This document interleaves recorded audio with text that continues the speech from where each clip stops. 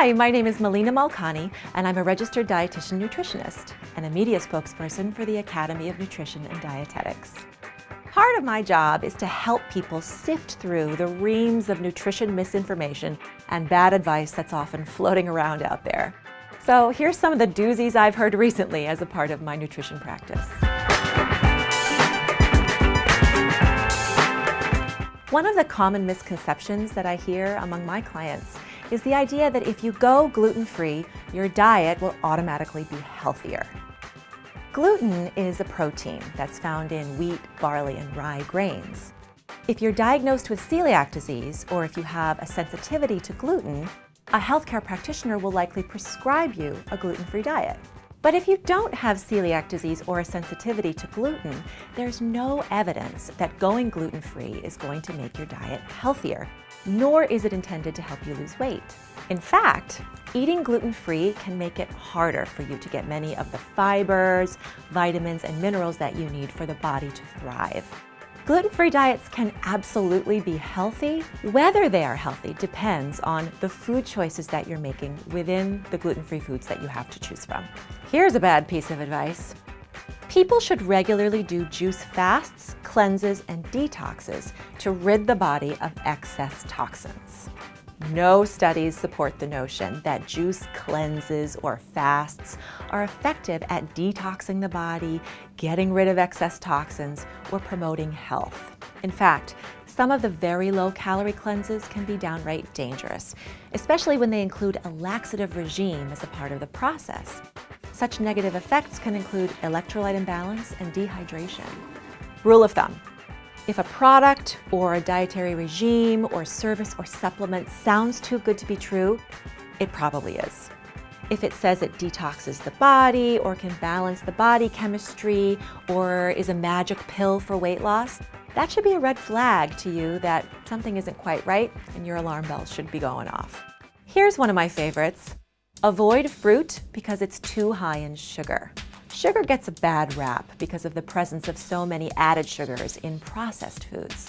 So it's easy to get confused because yes, fruit does contain sugar, but there are key differences between the natural sugars in whole foods and in added sugars that are added to processed foods to increase palatability and extend shelf life. Fruit contains fiber, which helps slow the absorption of fructose, the main sugar found in fruit, into the bloodstream. And this is good because it helps prevent the surges in blood sugar that, when repeated over time, can lead to insulin resistance and increase the risk for type 2 diabetes.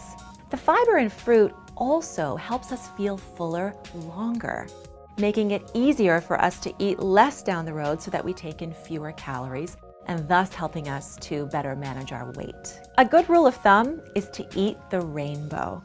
The reason for this is that the different colors in fruit signal different nutrients that are in those fruits.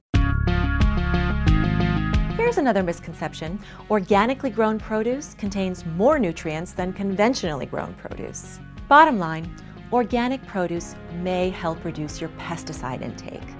And organic farming practices are kinder to the planet and more environmentally sustainable. But there's no convincing evidence that organically grown and conventionally grown produce are substantially different in nutritional composition. Other variables, like ripeness, have a far greater influence on nutrient content than organic versus conventional.